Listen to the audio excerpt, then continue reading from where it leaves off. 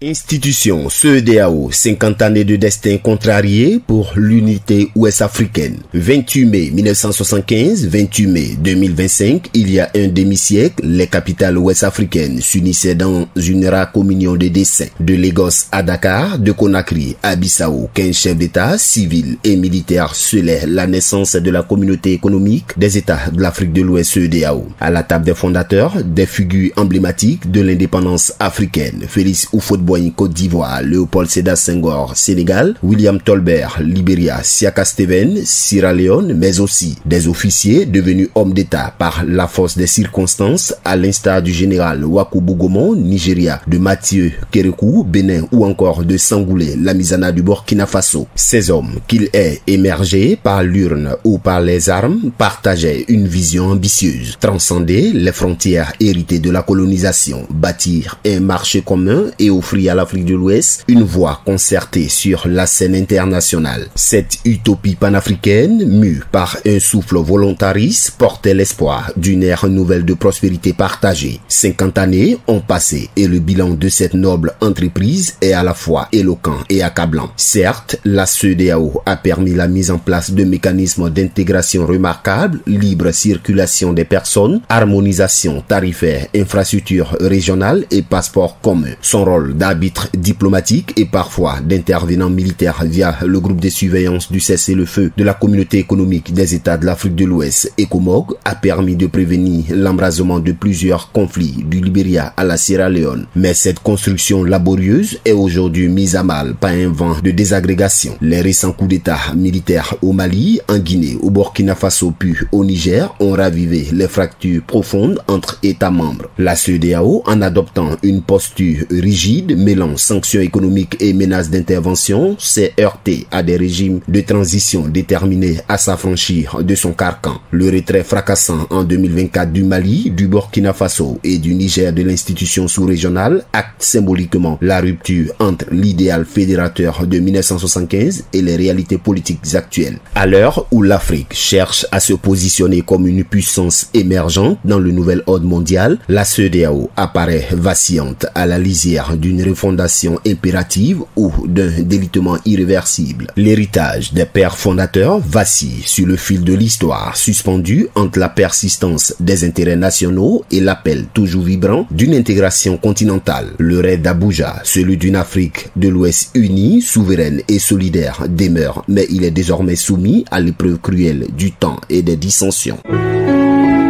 APRA, Agence Presse Radio et Audio.